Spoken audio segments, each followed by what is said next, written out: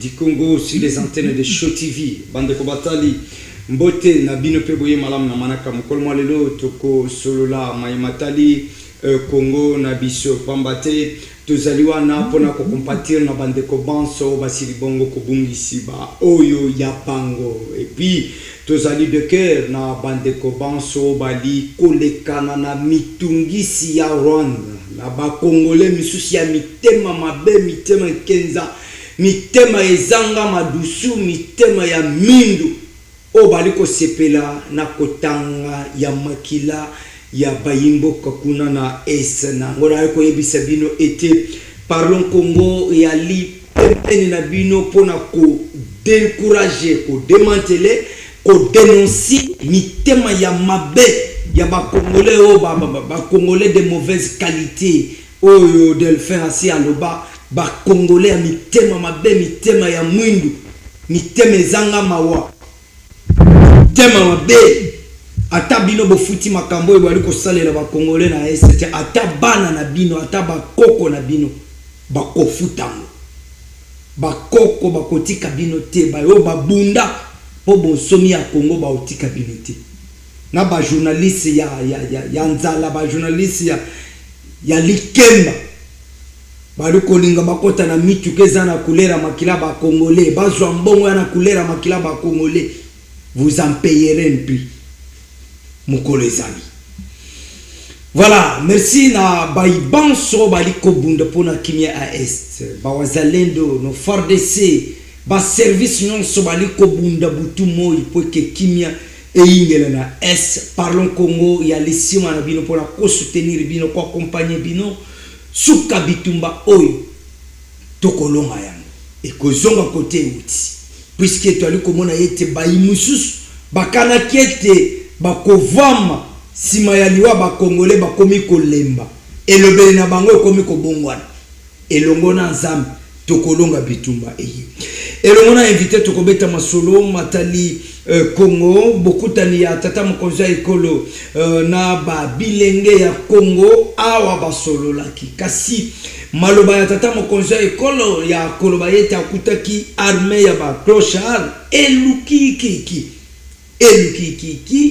baike mususu bakani ete tata mokonzi ekola sila kibongo kofinga ba mapinga ba mususu balobike lolenge kani ye akuti bango na lolenge wana kasi abongo luzalizami na bango toko solola na muyimbo ko twali na ye awa puis tokobeta masolo etali gestion ya ville province de Kinshasa na Daniel Bumba. Dans cela qui était Daniel Bumba inspire un changement et aujourd'hui personne ne peut me contredire. Baignon se banda qui kotia makele le batika likibia. Na pobaki parlons Congo ya li émission ya li ko accompagner baibali ko sala malam baibali ko bunda pona bonsomi baibali ko bunda po Congo ebunga. Je vais les accompagner. Quel que soit le moment na ko accompagner bango. Tango bako bebisa na ko yebisa bango ke bo bebisi bobongisa puisqu'ici tu as kaka ko critiquer te to dénoncer ka to encourager ka to féliciter que loko ezali malamu kasi ko yebisa na bakonzi ete nous voulons les institutions fortes que les hommes forts car les hommes passeront mais les institutions resteront. Voilà ndenge bomona ki affiche mais moko on ne sait pas si ako zongela biso awa na bulungani ya transport na ville province de Kinshasa kasi tozali bongo na mwana Congo Benoît Fiskabasele ali coordonnateur principal ya initiative Daniel Bumba Lubaki pe moko ya bali kolobela UDPS Tshisekedi mwana Congo bote pe boy malamu. Oui, bote ndeko gelo bote na ba ndeko nyonso bazolanda biso na longa oyo bote beli na ba cadre nyonso ya initiative Daniel Bumba. Je salue en passant Jos Mulumba, Morley et tant d'autres cadres de l'initiative Daniel Bumba. Je salue aussi en passant le président Aïe de l'IDPS, secrétaire général Augustin Kabo et Manaboute, honorable. Je salue aussi le coordonnateur national de Focus des ressources du Kassa Central, Onésime Serge Kalala. Je salue les membres du Focus, tout le monde d'une manière générale, en particulier Robert Kalala, Jacqueline Tumba, Faustin, donc ils sont nombreux, donc on est là, nous travaillons juste pour les changements et surtout que nous sommes une jeunesse montante.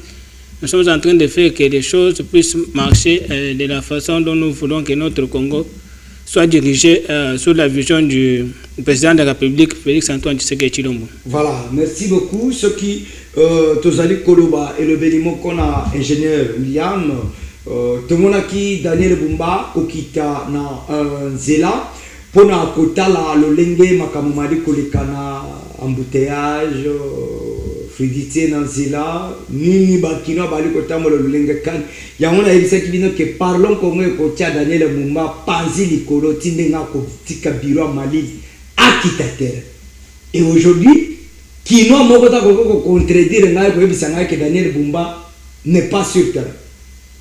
Daniel Arikolala, Daniel Atiki Kisasa, un incompétent, Batien Bongo Belé à disposition naie, Bongo Bungi, Misale Yariko Silate, Misale Yariko Monanate, aujourd'hui qui peut soulever les doigts. Il y a qu'à contraindre, parlons Congo Kolobayete, moi la Congo Makambolo Baki Natina Daniel Bumba, que toi appuyé, toi bisa vérité, Atika Biro, Abimananzela, Eza ya Solote, Atombolo Moussa. Aujourd'hui Daniel Bumba sur terrain. Et chaque jour, nali kobima kotambola na kisasa kotala misala ndenge ali kotala. Donc kotala image wana et on revient pour te commenter démarche à Daniel Bumba.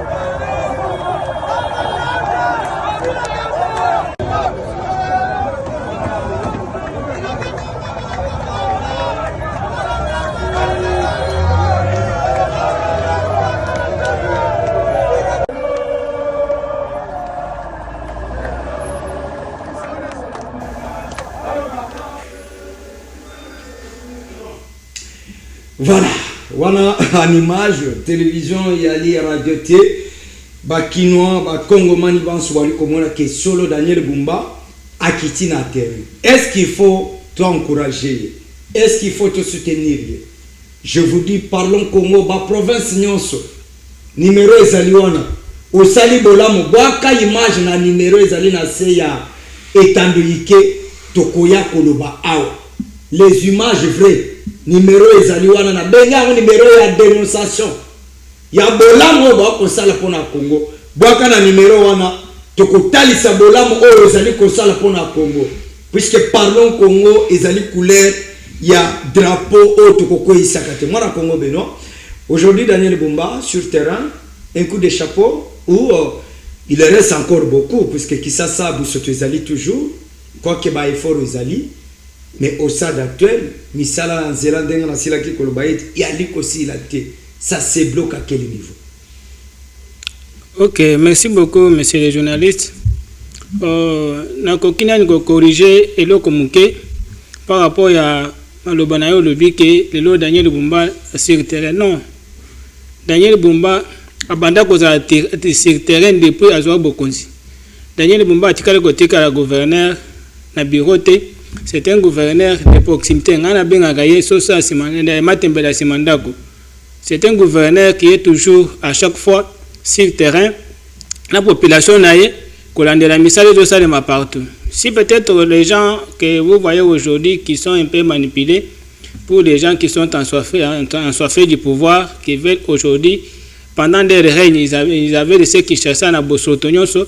Les lots bazana makanisi mabe ya kopesa ba journaliste olobi ya Likemba ba lingi ko bébé sa image ya mokonzi ya Ngomba Kinshasa Daniel Bumba loba qui travaille jour et nuit pour que Kinshasa elata roba ya sika yango ndozo mona bazolo bato bazo utiliser wana nde bazo sala ba makiona wana ayebisa biso keye aye na Kinshasa pona ko ça la gestion ya chokoté soit à ça le biloko elo a quelque lelo bato ba sepela lo bato ba zongela na ba dépense moko na te. Daniel Bumba c'est un gouverneur qui a été toujours sur le terrain, c'est un gouverneur de terrain et de proximité.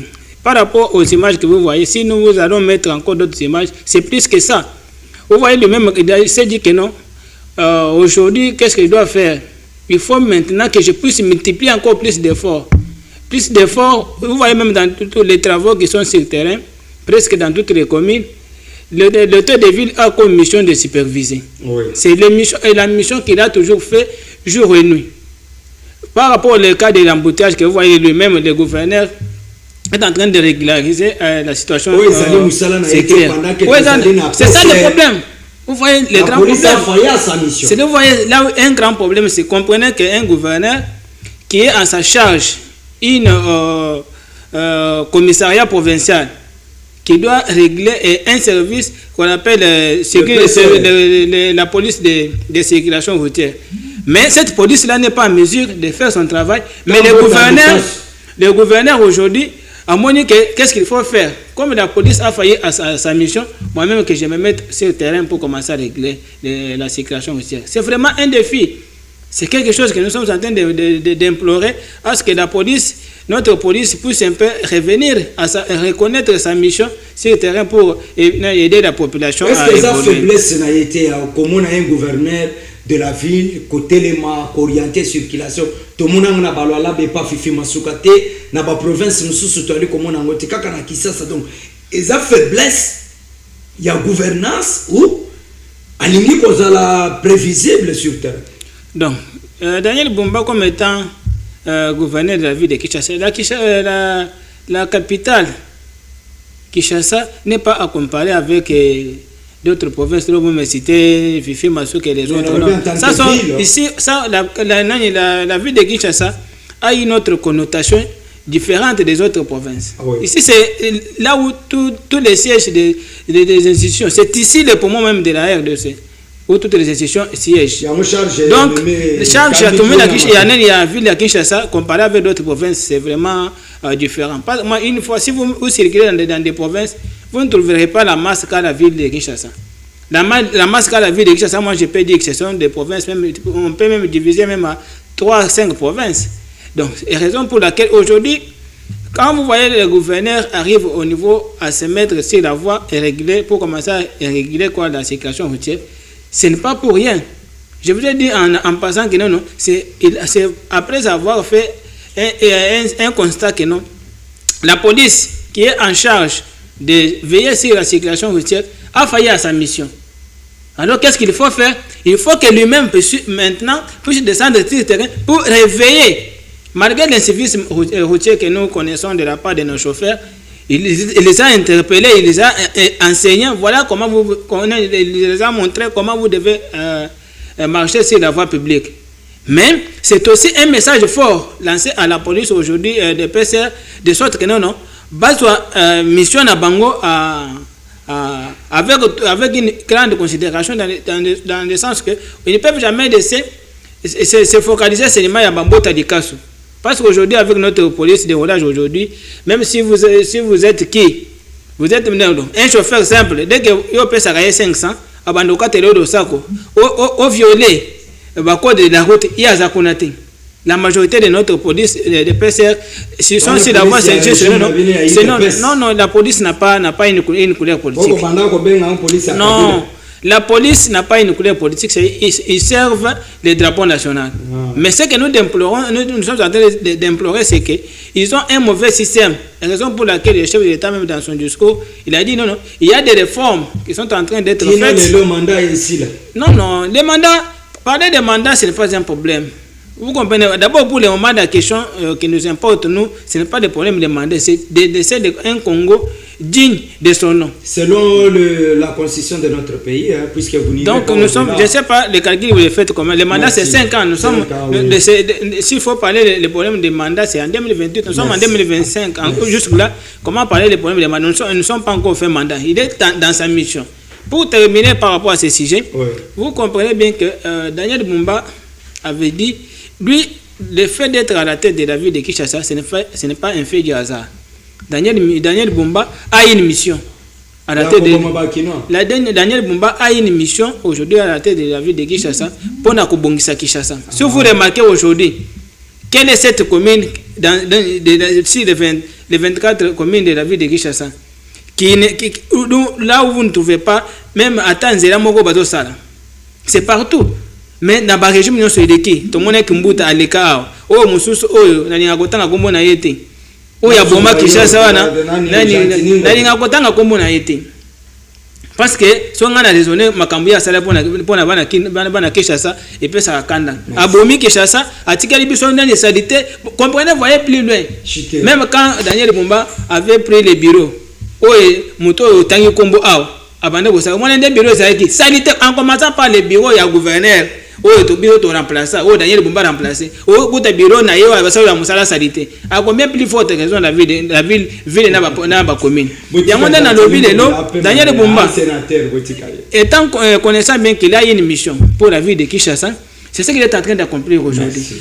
Aujourd'hui, il s'est mis, vous voyez, à mi pèse coup na musala ko la chauffeur, ndeni ya kukumba, on va respecter comme étant un chef. Hein? Être gouverneur n'est pas seulement de rester seulement dans les bureaux. Parce qu'il doit enseigner. Il doit être un modèle. Mais dans un cadre très précis. Un bon chef, c'est celui qui prêche par exemple. Merci. Vous comprenez? Il doit prêcher par exemple. Non, c'est un gouverneur modèle de la vie de Kinshasa. Asada Kangote. A cause de ça, c'est inverse pour la précipitation. Il y a un tambola à Makolo. Au moins, dernièrement, je pense que nous parlons le même langage avec la régie. Au moins, il y a un handicapé. Handicapé, il y a un tata mokonzi ya vie ya Kinshasa. To sengi yo. Biso moko to kota makambo ya assainissement ya Kinshasa ko handicapé. Handicapé. Oh, bale biso moko to mi pesa musale yake to bandiko kombola to bandiko surveiller na bato bwaka matiti na banzela biso to to kokanga bango. Daniel Bumba bango na bale biso musale to tango to moni musale zo sala to sepeli to lebi ke non il faut to accompagner. Soki bandicapé bazo ya pona kwa poyer Daniel Bumba. Bato senga ye basala musala na ye ya assainissement ya ville ya Kinshasa. A forcerie bato baza normal. Merci. C'est pourquoi je dis que non. Vu la mission où Daniel Bumba za pour la Kinshasa, moi je demande à toute la population quinoise d'appuyer Daniel Bumba, de venir avec de bons projets, de bonnes initiatives, avec mécanicien bien. Toi appuyer Daniel Bumba de sorte que mission où Zamba tindere ya kubungisa ville ya Kinshasa et Simba. Toi dans la bandongole mission où bato bazo tina na chaîne de télévision, bato bazo za ba misolo pona goya parce que bazana ba agenda caché na bango pona ko bebisa neni image de Daniel Bumba et pourtant Daniel Bumba c'est la seule personne et le seul gouverneur qui fait un bon travail depuis qu'il est à la tête de la ville de Kinshasa. Toi dans la bato wana te parce que tout ce monde là caché au bazana ngo pona ko bebisa nani gestion aujourd'hui sur le terrain avec Daniel Bumba Lobaki, le meilleur gouverneur de la ville de Kinshasa. Merci. Problème, c'est un meilleur gouverneur de Boïté. Alors, ingénieur William, la famille écoute Malenga Pito ont la profonde douleur d'annoncer la disparition de leur maman, tantine, sœur au nom de Écoutu Marthe. Et le programme des obsèques se poursuit de la manière suivante. Le programme avait déjà débuté hier mercredi, 17 décembre 2025, messe. La dame nous a laissé à partir du Kenya, Nairobi. Son corps sera réparti ici à Kinshasa selon le programme de la famille. Demain, jeudi 18 décembre. Qu'est-ce que j'ai dit aujourd'hui? Jeudi 18 décembre, département du corps. Ça s'écrit comment? Désolé. Arrivé depuis mortaire en provenance de Nairobi, nous sommes au Kenya. Compagnie aérienne Kenya Airways, 9h déjà ici, aéroport international d'Indili, Kinshasa. Veuillez morteur, domicile familial, avenue Macampagne, numéro 35, quartier Joli Parc. Nous sommes dans la commune de Ngaliema. Vendredi 19 décembre 2025, messe de requiem à la résidence familiale au numéro 35 avenue Ma Campagne, quartier Joli Parc, commune de Ngaliema, heure 19h pile. Voilà, à la soirée, samedi 20 décembre 2025, journée de funérailles, 8h30, levée du corps, morgue du cinquantenaire, 10h pile, messe de funérailles, cathédrale Notre-Dame de Lingala, 12h, inhumation, cimetière, nécropole 1, bain de consolation, domicile familial, avenue Ma Campagne, numéro 35, quartier Joli Parc, toujours dans la commune de Ngaliem, à partir de 15h30. Le numéro de contact, République démocratique du Congo, plus 243 91 70 ou 70 61 61 0. Plus 243 85 16 26 84 4. Kenya, plus 25 4 79 ou 79 65 67 75 et 4. États-Unis d'Amérique, plus 1 646 24 8 0 73 5. UE, plus 32 48 48 21 069 plus 44 79 ou 79 76 48 20 96. Au nom de l'émission Parlons Congo, au nom des Show TV, non cessant condoléances à toute la famille de Maître Gauthier Malenge, le partenaire de Parlons Congo. Parlons Congo, nous serons là pour compatir avec notre ami et frère et aussi l'invité de notre émission. Que la terre de nos ancêtres accueille Maman Écouture, Ambélé, Marthe, et que cette terre la soit légère et confortable. Voilà. Daniel Ebumba, Yonani, Oboya Daniel, Yonani, Oboya Yandre, Yonani, Oboya Gentini, mais Kisasa et Yali Oezali. Voilà, Mona Congo, Jérémie a Komeli Bisso, on va un peu à la régie et pas à ingénieur William, vous nous balancez la descente du gouverneur Daniel Bumba pour la kotala ici Kaya Kobomba Busoto, à l'obiba site Ezali Ebele, mais parlons Congo et ça là qui ta même synthèse ya Bokitane na Ekuna. Total, on doit accompagner la ville, comme on l'a dit. Makambounion sur Malama Bakosala, nous serons là pour accompagner, pas Daniel Bumba, mais la ville de Kinshasa. Puisque demain, ce ne serait pas Daniel, mais parlons Congo et accompagner Misala Ya Moutou pour remplacer Daniel. Mais tant que Daniel est encore là, on doit le soutenir, l'accompagner. Kotalisa, Misala Bali Kosala, Ndenge Tali Kosala Ngopona Batumisus. On rentre en image et on revient sur après pour la.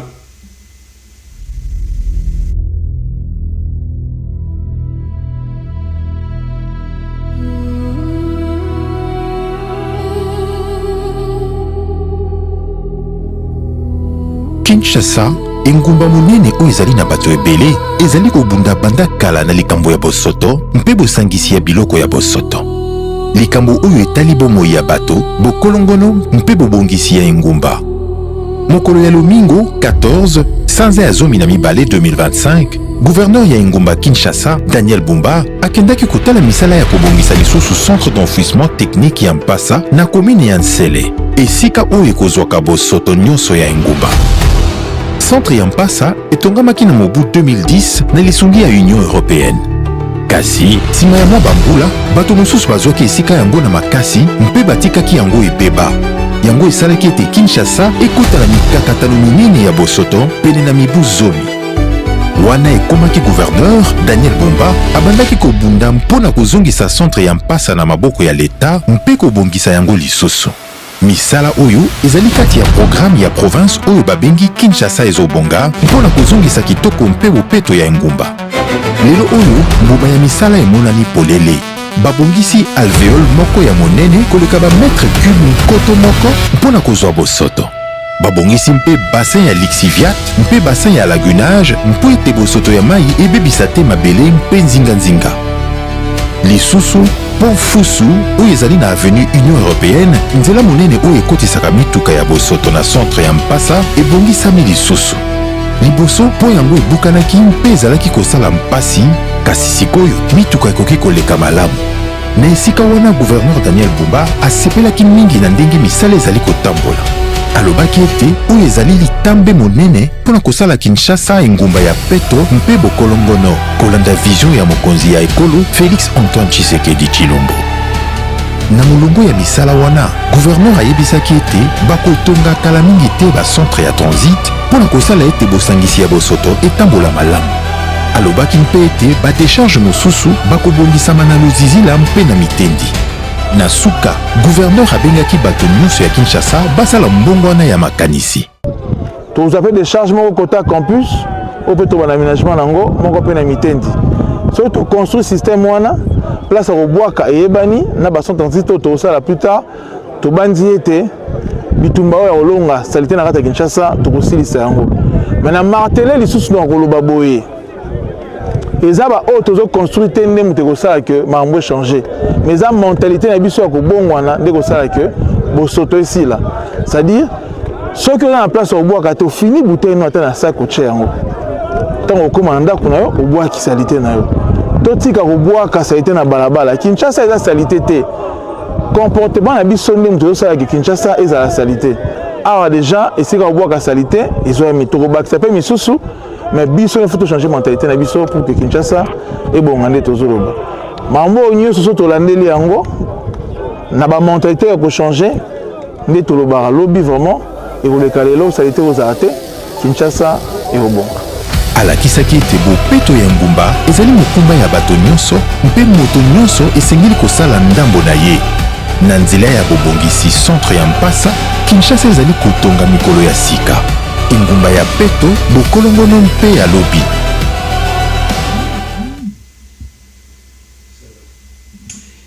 Wow. Parlons Congo yo nani yango wana image ali komona mona Congo Jérémy Daniel Bumba alobi kisasa ya libosoto te kasi mentalité na biso bakino propriété na kisasa ya likambo ya moto moko te ya likambo na biso banso. Daniel Bumba a raison puisque kotala lelo kinoa kaka esika meleli bouteille nde ali kobwaka makambo ya Pepsi oyo tata mokonzi ya ekolo yo moto kenda ko inaugure Pepsi kuna bayebisa biso ba bouteille na bango bakanaliza ngo ndenge ni puisque komi kocha pe busoto nyonso wana elataka Daniel Bumba Pepsi mwana ko. Merci Mamboka, malgré l'état na yo kutagira to bandaki. Ah oui. Pour la question na yo ya makambo etali d'abord la question na yo pona so na bina répondre la question na yo na oza dévoler. Ah oui. Voler à liboso eza biso moko bakino. Et puis deuxième point na rolobela bato bazo gérer biso. Na bandana na biso bakino. Biso bakino to na problème ya gestion ya ba déchets d'abord na ba place tozali, na ba place tovandi. Au moins ils ont un quartier supposant tous un quartier ils ont un quartier marécageux au moins tellement ba caniveau pèse à boucher na ba mai mbula et tout consort biso pe na banda na biso to na moins difficulté à vous gérer ba déchets na biso au moins batu mbule beti bato bazaki na fulu na lupango ba profiter na ndenge mai ezo chola ba bwaki salité ali salité na kendo sala inondation de tozo mona banda ko zo dinda bato bazo dinda bato bazo kufa.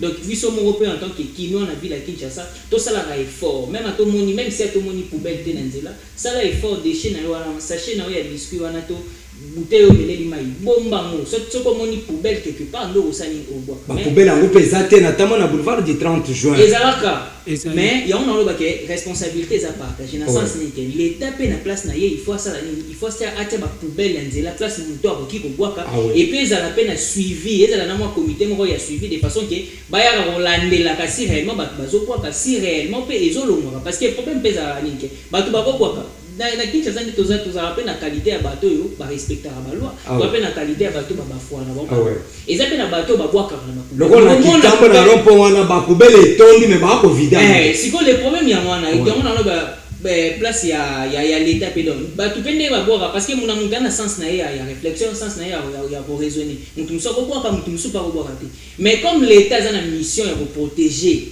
environnement au bateau bazali parce que ceux qui bateau vivre était l'état pas aux alati mais tellement que bateau vivre l'état a toujours une politique miniature en place pour la osani pour la route assainissement de façon que et la saleté to environnement ezala propre donc l'état peut aller là parce que les gens ma poubelle sous et c'est et y a automatiquement mututa kwa ki et le répéter mais tellement terrasser les qui boucher maïke c'est déverser quelque part et boucher quelque part on a batuta ba mona bongo et comme na ngoli moko mutunyo sur la boka ça alors l'état peut faire un mécanisme ni na côté en place de façon que aya ka kolongo dans la gouverner avec beaucoup de na langue vraiment allocution na union sondinga lobby descente na ce terrain oui c'est bien dès le départ ça là pour nous quitter ce terrain ya le bac ça dépend comment gouverner bando tambo non na moni ke ndeto ko tamutu 2026 so va continuer na li wana et vous allez bien Hollande parce que le problème pèse le problème est suivi au côté na yo équipe moko gérer équipe wana so ba komo ozana ba mike ba nini et puis le deuxième problème ezali ba service au ba ya kolongola ba salité na banda ba kande na retard to éviter ba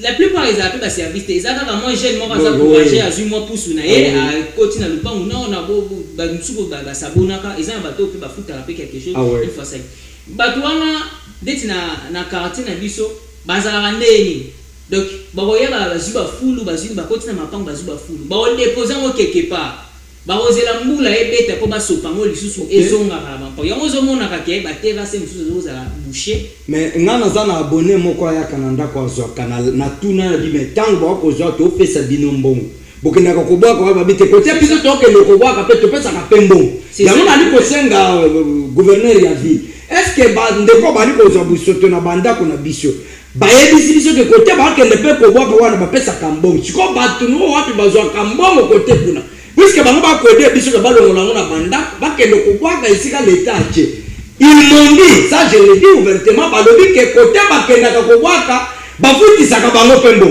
siko l'état yebi on l'état yo mituna eza yo ba réponse eza l'état meka ko sala ameka ko revoir d'abord l'activité wana ndenge ba ba recenser ba salité bagende ko boka ngo place l'état atie pe ba boka et puis c'est ça le problème pour ça l'état na ce que poli lobby est créé sous ba maladie autozo le ba malaria typhoïde et tout consort l'état a préservé d'abord vie humaine est sacré donc environnement au qui nous zo vivre to environnement nous au congolais zo vivre il faut l'environnement moko o est sain pour nous so à en bonne santé. Merci beaucoup moi Congo mon fils na utaki koloba awa que est-ce que gouvernement provincial ya Kinshasa basite o sengeli bakende ko bwaka bosoto ezalaka payable to basite wana et tami la disposition abandeko e ba abonner biso bayaka na banda ko kozwa bosoto bakende ko bwaka na bisika l'état atie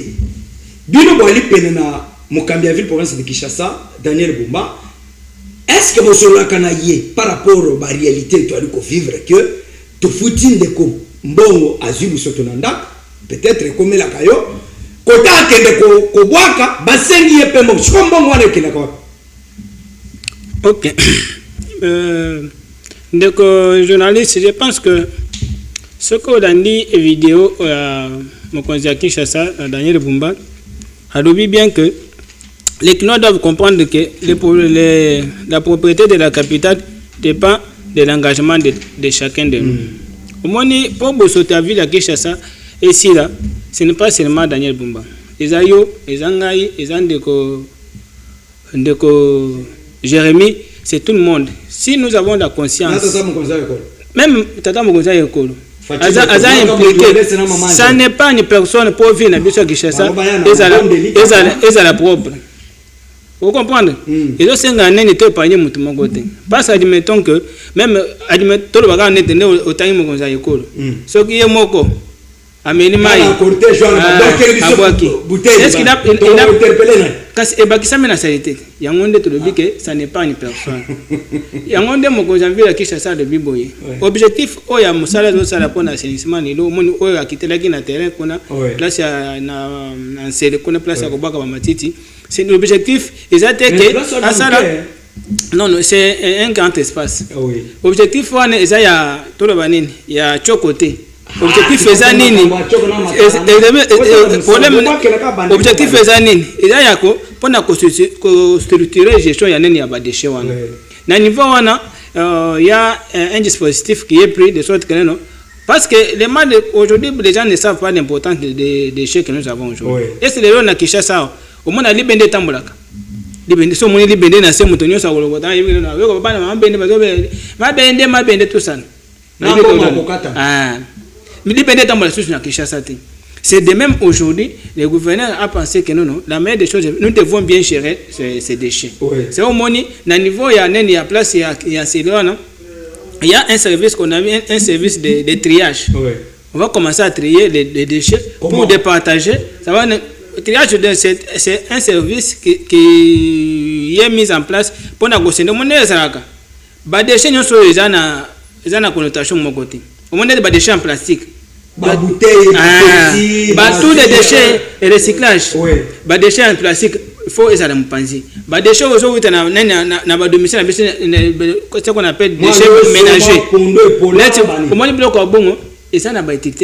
Aujourd'hui, la gestion que le gouvernement veut que aujourd'hui les déchets soient gérés, c'est là ce qui va donner maintenant la solution au problème que nous avons de la salubrité. Mais si jusqu'à preuve du contraire que les Kinois que nous sommes, on n'a pas encore pris conscience à Kinois, battre la ville dans la propre. Même si c'est Donald Trump qui sera ici pour gérer la vie de Kinshasa, ça sera toujours ça. Ce que moi je vais interpeller, c'est que, comme l'ami l'a dit, que les services qui sont mis à la disposition pour gérer les problèmes de la salubrité ne puissent pas baisser les bras. Qu'il y ait des sanctions. Parce que si aujourd'hui, la gestion où il n'y a plus de sanctions, c'est là où ça pose problème. Admettons si aujourd'hui, au bois qui moudangi oyo, nanzela, bakangi au fait 50 000 francs. Au bois qui moudangi, on place au bois qui déchets, bakangi au kena commune, au fouti. C'est là où je dis que non, les services doivent travailler. C'est là où vous avez vu vous-même que non, les gouverneurs aujourd'hui, depuis à Ghana pouvoir, attendez la Babouja qui est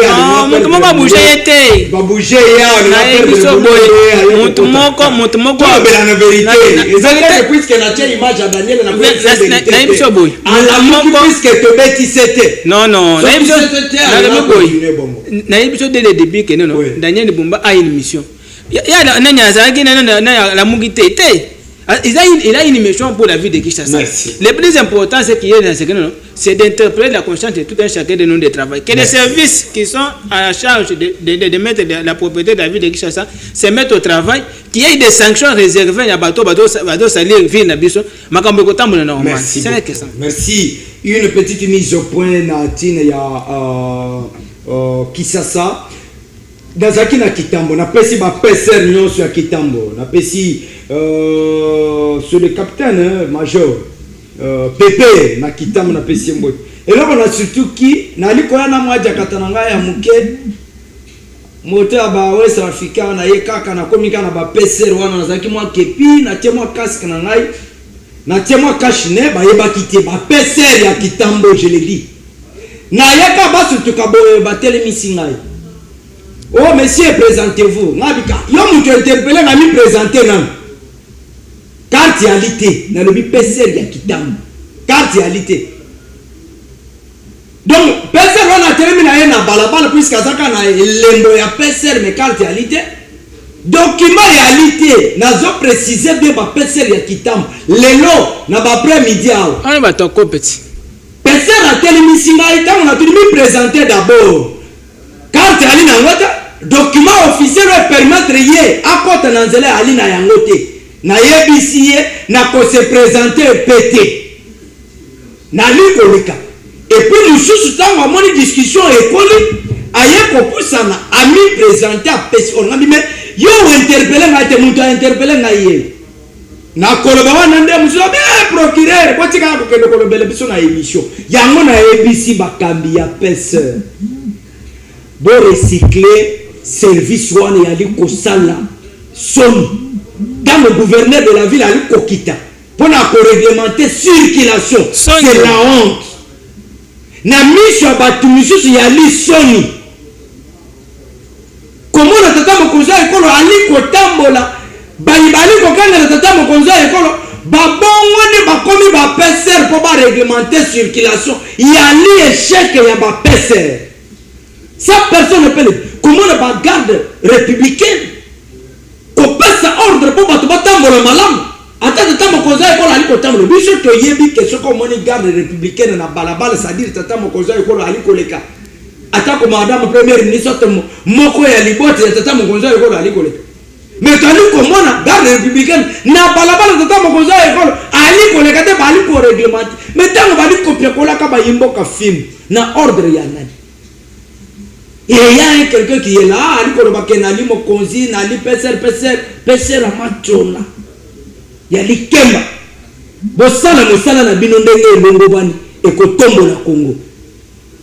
Daniel Bumba, c'est vrai que au kiti na terrain aux allez partout bayimba ko bali ko yembela yo mais là on ali ko senga na yo met en place un service de surveillance et ça la commission moko tchakawa pona ko landela bato bali ko baka ba bouteille mais ba bouteille na tamboli na boulevard du 30 juin na moni poubelle publique te keli na kitambo na triangle wana ba poubelle wana etonde ba ekolongola biloko wana te batu bako baka na moi na butu ba service na ba balongola ba ko baka isike sengeli et puis la ndela esika bande ko bali ko zo busoto na banda ko na biso bisika bali ko kende ko baka wana bafuta kambongo mbongo wana ekendaka wapi na lobi mbongo wana ekendaka wapi ndeko kelo na ko yebisa boye le problème de la ville de Kinshasa oyebi tomoni image moko awa so tamboli pour le moment so tamboli na boulevard du 30 même si le boulevard Lumumba ici il y a de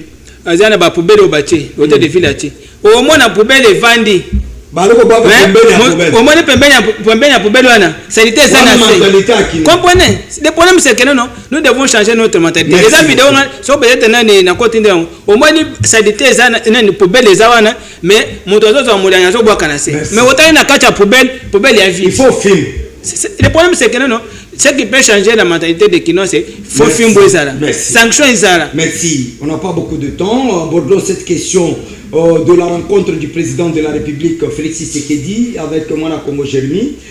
Tata Mokonza Ekolo Akutani Naba Bilenge, Alaka Bango Misala. Je ferai de la jeunesse congolaise les millionnaires.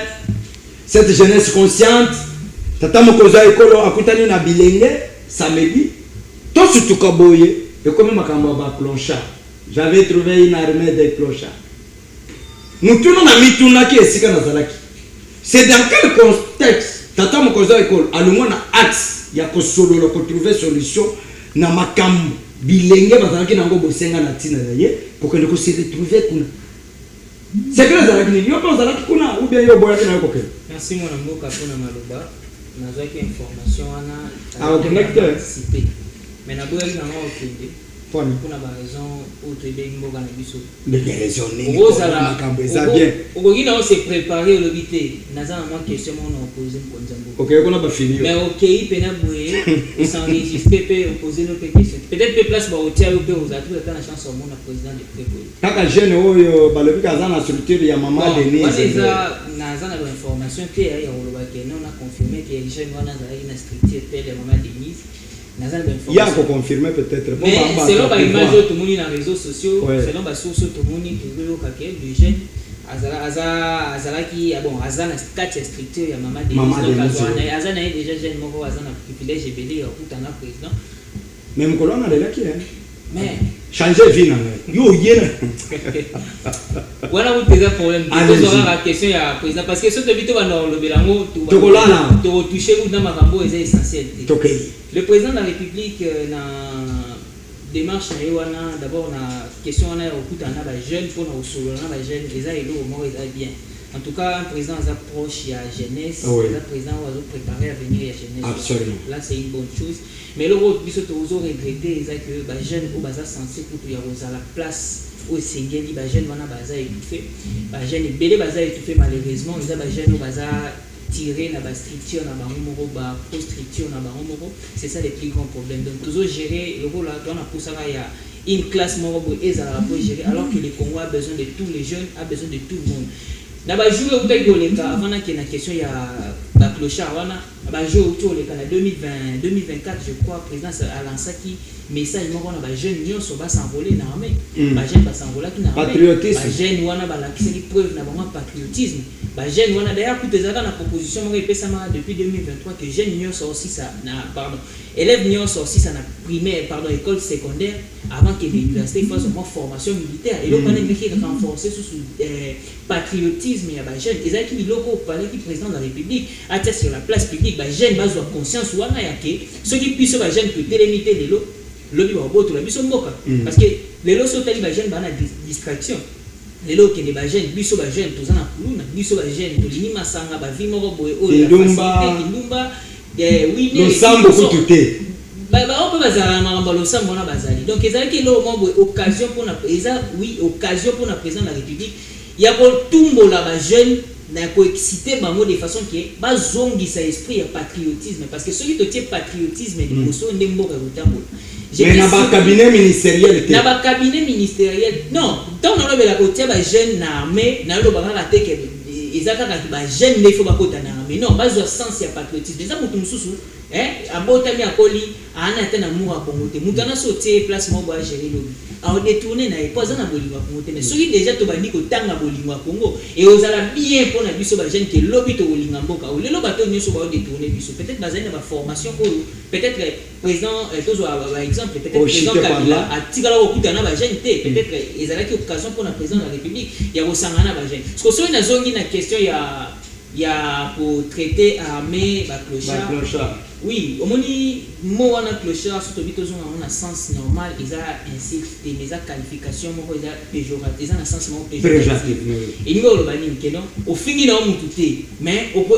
le fait ya lo bango et koki ko léser muta se sentir lésé c'est comme ça que déjà péjoratif il ne fallait pas c'est ça le plus grand problème d'ailleurs contexte le président de la République a eu occasion obimisa nini ya kobimisa je pense qu'ils avaient une sens pourquoi parce qu'il y avait aussi des jeunes qui avaient peut-être une idée pour côté de l'armée tant que déjà que l'armée est clochard comment on doit attendre à côté armée à clochard à ça il 7 ans à pouvoir 7 ans à pouvoir on attend au côté armée à pouvoir qu'est-ce que vous avez fait de cette armée c'est ça le plus grand problème est-ce que vous avez mené des réformes au ESA na sens ya ko la musa armée parce que les lots totali armée tout qui na sens ya ko sala analyse armée à Kalibando ça va repli stratégique mais les lots armée oyo et ça va repli stratégique ça c'est un soutien fondamental ce qui armée est ba clochard alors bato bazo gérer ba armée c'est que bango pe baza ba clochard donc biso nyonso de to to za gérer par ba clochard et comment armée wana elonga bitumba so il va armée ba nyonso baza ba donc le président de la République na place wana il fallait qu'il faire sens ya encourager armée surtout dans contexte où tout ça na guerre à l'élo armée na biso ezo futa prix ya makila pour protéger biso ba tout ça na capitale. Merci beaucoup. Merci. Nos soutiens indéfectibles na armée congolaise, FARDC, la police, nos services d'intelligence ex-DEMIAP, ANR, nous vous soutenons. Allez de l'avant. Parlons Congo ezaliwana pour na kocha libaya drapeau ko simba et kokoyate. Tukokwesa ngote attaque ba traître ba lebele na mboka biso ba vrai patriote ba vrai congolais de père et de mère tokotike le bango tante et le mona zamba kabundi walese na maman Angèle tokolongisa bino bokende bolemba te bosimba nzete tozawana na losambo bokolonga bobanga ba nanga ba oyo ba petit tozana ministre ya défense na gouvernement Jésus-Christ kabundi walesa kofula ka mupemba kokau je vous avais dit na émission na que Corneille nanga kofuka mawa akolela kosenga bolimbi sao na lobango na show TV ao bino moko bozo miyokela Je suis le vrai Congolais au trahir Congo te. Ata na mbongo ya makila na kozwango te. Mais on a kufa mubola mena lo de la mboka na ngai. Puisque na mboka monsieur to na collègue bana na ngai. Na ba koko na ngai. Ce n'est que le Congo. Bino ba rebelle ko sai ko vidéo ezali zanga mutu na lobité. Ba o nyonso ibina bazo tinda bino mutu moko akoloba ke outrage au chef de l'État, ce outrage à Nebilo na bin. Wana yi des personnes à opposition garantie bateau magique makambo esimbi. Beaucoup de tata makoza ko j'ai trouvé une armée structurée. Quand en 2025 beaucoup de baje, j'avais trouvé une armée de clochards. Na boy na ngako kende ba théâtre. Bilo bomonite ke koloba wana eza kocha bulungani na mito abayimboka pendant que toana période moko esengeli tozala uni derrière nos phares d'essai. Est-ce que maloba tata mokonza école elembisi mapingate? Ok, merci beaucoup. Merci beaucoup de Kogelo pour la mutuna wana lobi. Je pense que la plupart de nos Congolais, nous voulons toujours faire quitter les contextes au Mutaloubeli pour na koloba makamususu. Chef de l'État le but est que l'armée est clochard. Non, à l'objet que n'a coûté armée clochard. Vous comprenez? C'est-à-dire que n'a pas évité que nous tata mugozamboka, azimboka oye, agucha on a du boulot. C'est connu. C'est pas au moins peut-être quand vous vous retrouvez devant un Congolais inconscient, hein, et nous mutagomona agozo atelier de temps à déformer maloba tata mugozamboka. Toza na bino na mboka oyo. Na régime auto utiko oyo nende Félix Tshisekedi nende arita au mona mukolo nini Kabila président de la République a organisé manifestation avant na baje na sola na bango mais kasibini bofana na bango au mona yokana na tuna mutuna pour vous faire voir que pour faire raisonner que non Félix Tshisekedi c'est un président qui fait toujours promouvoir la jeunesse d'aujourd'hui. Au mona wapi Kabila a 18 ans au pouvoir, Kabila a inauguré ta université moko université moko kaka donc na bilan au mona wapi Kabila na pouvoir Kabila dobela nani santé universelle au mona wapi Kabila na pouvoir 18 ans Kabila dobela makambo ya nani gratuité de l'enseignement. Tu sais pendant que tu sais que Dieu au pouvoir aujourd'hui il y a 6 ans combien d'écoles oye tongami na ba village moko ba territoire moko ba tikala ko mona école moderne aujourd'hui il y a le problème c'est qu'il faut d'abord commencer par le commencement. Tu ne peux pas arriver à 10 si tu n'as pas commencé par 1. D'abord, il faut qu'il y ait d'abord des institutions qui doivent encadrer les enfants. Et parler de la qualité, c'est autre chose. Oui. C'est là que je vous dis, dans la compte du chef de l'État, quand le chef de l'État a parlé de l'armée qui est clochard, c'était dans des contextes où il y a coûté l'armée. Mais aujourd'hui, et ça, dans la vidéo, c'est dans le but. À le but, à coûter armée. Mais oui, il y a quand même ça. À coûter armée. Oui, à ABC jeunesse. Parce qu'aujourd'hui, quand on fait des recrutements dans l'armée, on ne recrute pas des vieux. C'est la jeunesse qui doit entrer dans l'armée pour défendre sa patrie. Il y a un ABC par rapport au contexte à l'Obéli. Oui, c'est là où je vous dis. À l'Obéli, so lundi jusqu'au chef de l'État na kuti ba militaire bana na bango oya bazali na ba charge na bango bazana hôpital de te pona ko soigner bango ala kuti bango bazana to anani ba classe ya madonga te pona ni bana bango ba ko kotanga aujourd'hui so ke na ba kanyoso Félix Tshisekedi abongisi baka Félix Tshisekedi lelo asali bana ba soda ba école lelo Félix Tshisekedi azo futa ba soda talake non na ndandi vidéo moko oyo commandant ya service national alors que à côté quand vous faites ce que j'ai coaché na pouvoir à côté bazo foot soda 17 000 soda yamo ka mais aujourd'hui il vous touche plus de 3 millions de francs. Ça c'est les soldats yamo je vous envoie c'est pas moi qui ai fait cette vidéo là. Dans la vidéo il y a nani c'est Kasson Kabouiki non c'est Kasson Kabouiki oui qui a fait ça comprenez pas quand un général à son état il vous confirme des choses. Et c'est de la blague. C'est-à-dire que ce qu'il a fait de l'armée aujourd'hui, ce qu'il est en train de faire de la jeunesse aujourd'hui, c'est quelqu'un en félicité. Je ne pense pas que on aura encore un président comme Félix Antoine Tshisekedi. Un président qui aime beaucoup la jeunesse, un président qui promouvoit la jeunesse. Donc, nous devons soutenir le président de la République pendant ce moment ici très crucial.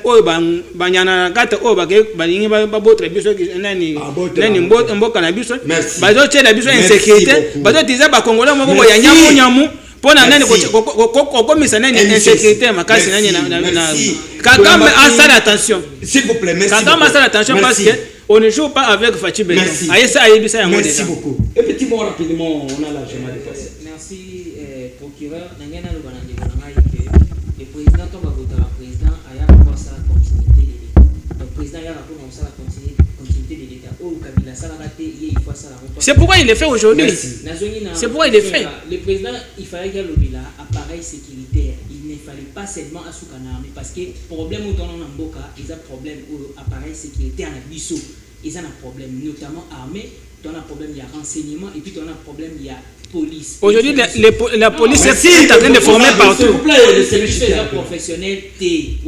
La police est en train de former partout. Renseignez-vous, comme c'est un service sécuritaire, ça ne peut pas passer toujours sur la chaîne de télévision. Oui. Ils appellent professionnalité. Je ne peux jamais te permettre de dire ça. Notre service.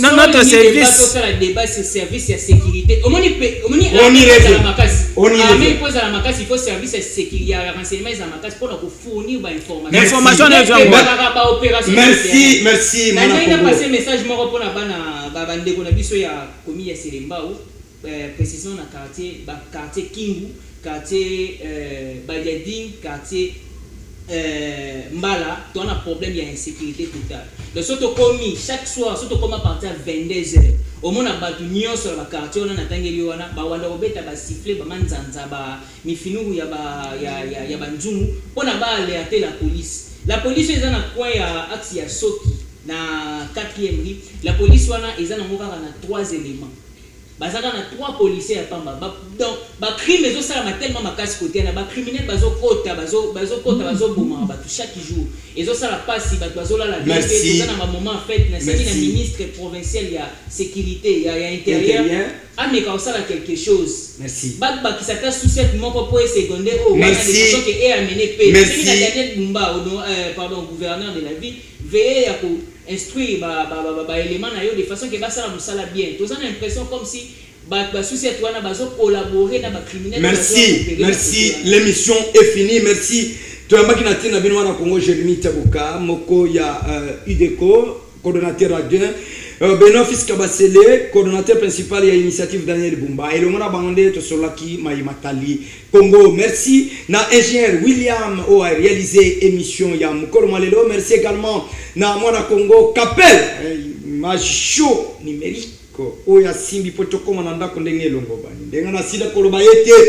Soki nzamba kabundi wale sana mama Angèle bazongite tokokutana mukolo mizali koya kasi naliko senga na koyebisa bayibali ko bundiso Congo ete Congo oyo ekokabona tepe bako balkaniser yango te tant que nzamba ya kabundi wale tant que nzamba ya centre de réveil spirituel yali na bomo yaliko sala bikamu ici Congo ekokabona te bayibali ko bundisa Congo bakoyo kisamasoni puisque tozali na lumière moko ezalika Jésus-Christ de Nazareth. Oyo etikali tokei na couloir pona kobeta masolo ya spiritualité.